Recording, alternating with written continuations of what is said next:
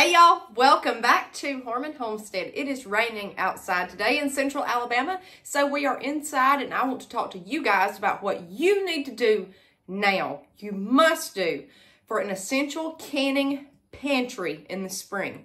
So if you can see mine here, we've done several videos on our pantry preps and things that we have. We have them in different locations all throughout the house.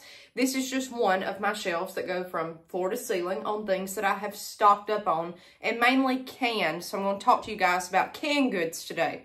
I've mixed in prep items and dehydrated food here. We're getting another shelf put in for all of my dehydrated food, including herbs. But if you can tell, over the winter, this gets jam-packed, it gets jumbled, it's hard to stay organized. This is what you need to do and what we've done to slash our grocery bill in half. So I've shown you guys before what we've done. I've told you different types of foods we've canned, from water bath foods like pickles to pressure can pumpkin, okay? We've got it all. And this right here is what I keep it on. One example. No matter what kind of shelf space you may have wooden shelves, you may have a basement, you may have an actual pantry, you may have these stashed up under your bed. No matter what, to lower your grocery costs, what you need to do is come in here and go to your pantry or wherever it is before you go to the grocery store. We have eliminated going to the grocery store as frequently as we were. We've slashed it down to once a month. Now I have to go for other family members and reasons like that, but for myself and our own groceries. Come in here and look at what you have. This seems very basic, but I'm telling you, in the hustle and bustle of life, especially living on a homestead, you are going to have to make yourself come in here and use this stuff.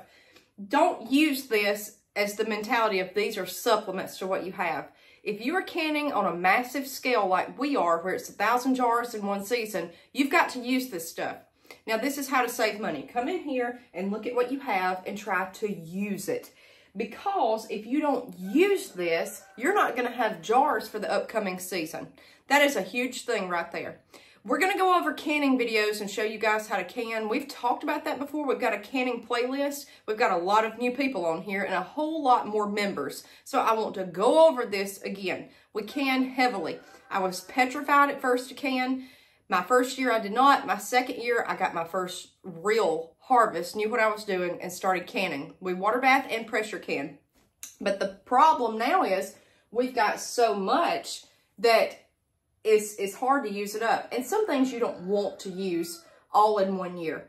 So for example, if you have a huge pepper harvest, I've talked about my pepper jelly. This whole shelf is pepper jelly. I don't intend to use all of that in one year. This stuff will last for several years, canned, as long as the seal is still punched in and you can't pop it up and down. You don't see any mold, no problems. It's good, okay? That's why if you have a huge harvest, put it to use, can it. The problem is that just took up all those jars for the next season. So what you need to do primarily is see what you have, take inventory. That's what I'm going to do today. I'm going to take all these empty jars off the shelf and see what I've got stashed back here. A lot of times, guys, I'm guilty of this.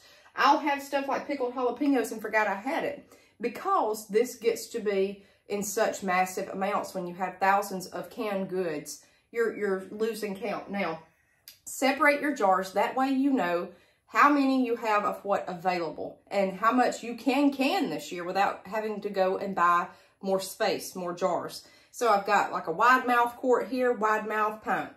I've got half pint here that's regular mouth. I need to know how many lids to buy for this season, and I need to see how much space I've got for canning.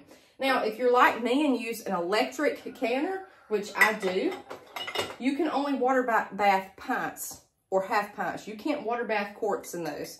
So just say, like this year, I want a huge cucumber harvest. I'm out of pickles. I want to can pickles this year. All I can use are pints. A lot of my pints are still occupying space. I'm going to have to go through here, see how many I've got, and if I've got a lot of those pint jars filled up that I need without having to go back and buy more, we're going to have to use this stuff in pints, like muscadine jam. That's something else I did 100 pints last year. We're not going to go through all that in one year, but I need to start making a dent in that. It's so easy to go to the store and buy food, and especially when you've got it sitting on the shelf, you just Guys, unless you come and work this pantry like it's an exercise, you're going to forget about it. You'll know it's there, but you're not going to maintain it. So you've got to maintain your canned goods. You've got to. Now is a good time to be looking at your jars for cracks, anything like that, and getting them organized. You also, again, need to see how many lids you need to buy. That's the main thing. Once you buy jars, you really don't need to buy any more unless they get cracks over time, which we've had ours for 4 years. They're fine. A lot of these are 20 years old in here that we're reusing, that were gifted to us, and they're not cracked. So cracked is not a bad problem, okay? It's not something you're going to have to face constantly. Once you get the jar, you're good, but you're going to need the lids over and over. So today, again, I'm going to take all of this stuff out and set it to the side. Okay, so just for those few seconds, I took off some of the jars here. Reorganize your jars. Start pulling stuff to the front that was in the back. Always, always, always use the oldest first. If it's still good and you think it's okay to eat, use it first. Use your newest last. My canned goods from last year, I'm not going to use right off the bat. If I've got canned goods from 2 years ago sitting there, I need to use those first. Always use older first, okay? So that's what we're going to do. Next, look for recipes to use for your food. That is huge. That's how we cut our grocery bill. I've got tons of this jam here. Tons of it. We're going to be having a lot of biscuits. That's what we use it on. PB&Js. That's very good if you want to have it with soup or want to have it with, just say, a PB&J and some chicken salad. Something like that. If just a quick snack meal. PB&J and a salad. We're growing fresh lettuce right now. This is my muscadine jam. It's great. It's wonderful. I need to get those pints open and use this stuff. And it'll go quick, especially stuff like this pickled okra. There's not that many okra pods in here. This is going to go really quick in 2 days. Me and my husband can go through that pickled okra. It may take a little bit longer to go through pickled jalapenos. I've got those. I'm low on those. I got into pickled condiments last year. That was a huge thing for us that I've never really done before except pickles.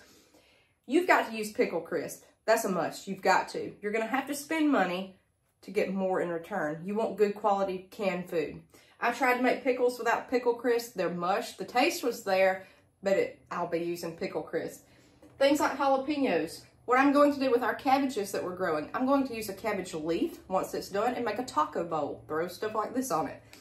I said before in one of these videos, condiments aren't that important on a homestead, but let me tell you, you can use a bland 3-ingredient dinner and use a condiment to spice it up, and it's very cheap to make this kind of stuff because really all you need is vinegar. And your spice is very cheap to can stuff like that compared to jam that takes so much sugar and pectin. That's expensive. Pickle stuff's cheap. So we're going to be using this stuff. Now, dehydrated goods, let's talk about that. This is cayenne pepper flakes. I've got half of a quart here full of those, over half a quart. I'm not going to worry about that. That's one jar. It's going to sit and be done, okay? This you don't have to tear through, but you've got to see what kind of stuff you've got in your pantry. You've got to work it. Up here, I showed you guys several months ago how to make pancake mix. I've done that. This is pumpkin pie pancake mix. It'll last in this mason jar. Use this jam with it. Use it up. So the thing is with prepping, we've done videos on prepping. We've done videos on saving money.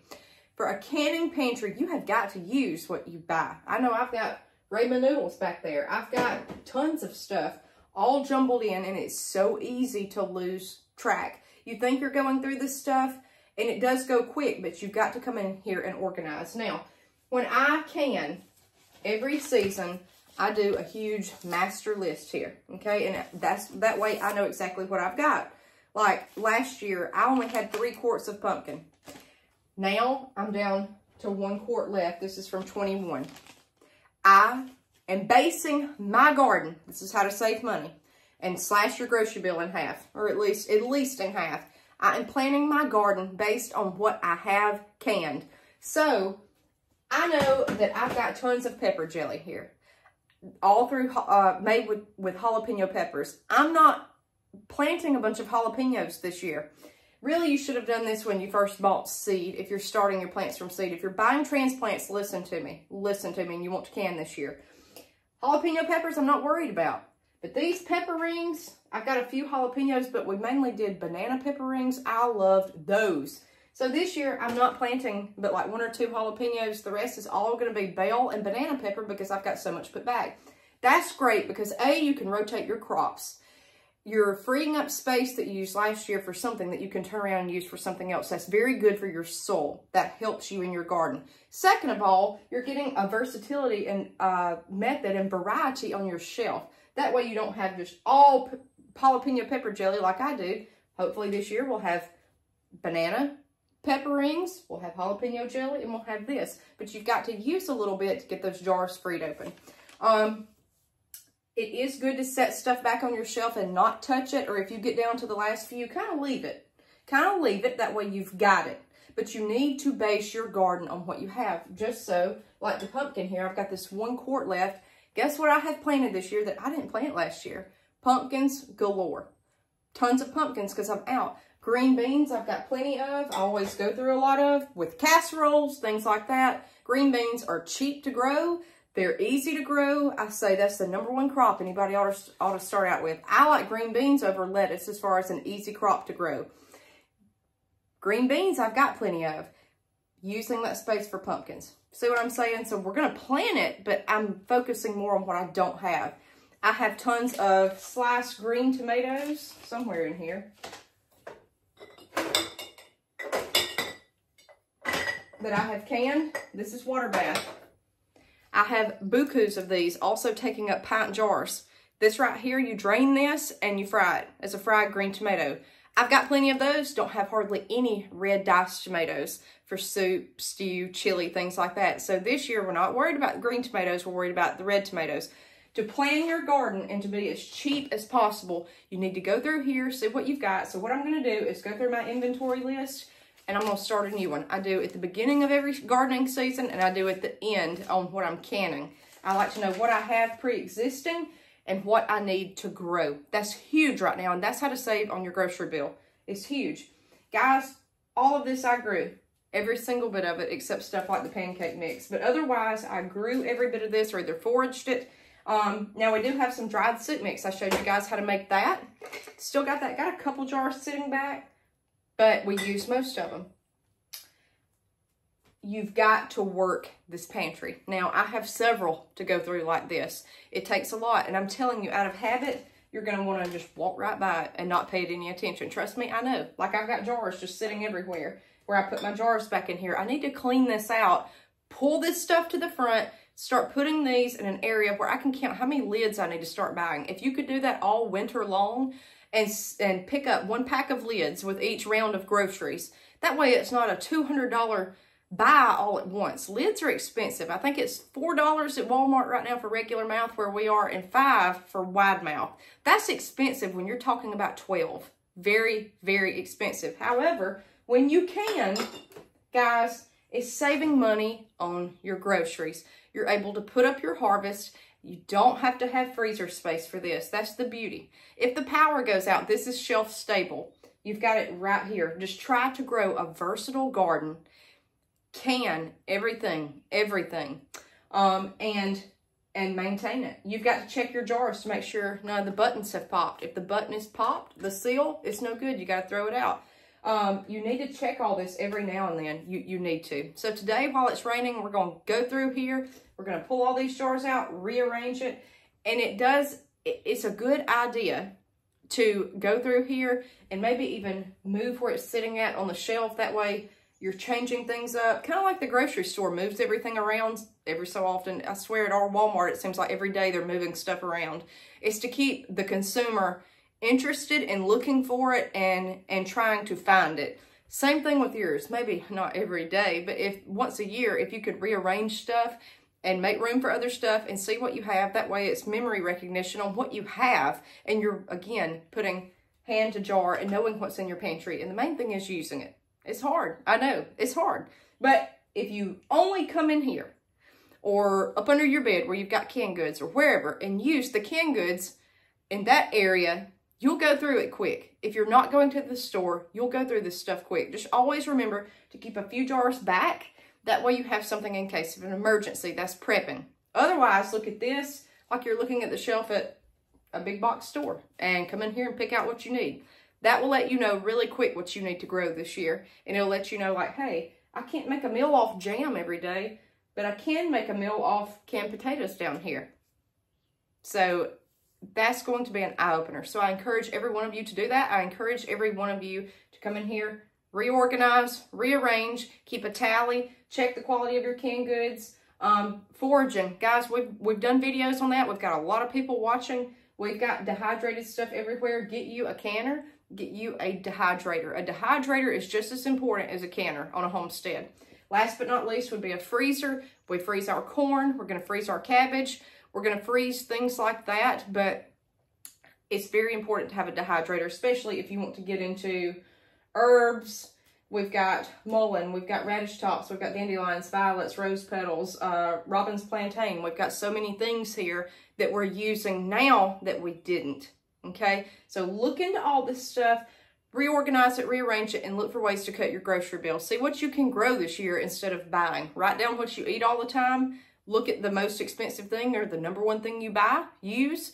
Try to go grow it if you can. All right, guys. That's ways that we have slashed our grocery bill in half and tips for a canning pantry. We'll see you guys next time on Harmon Homestead.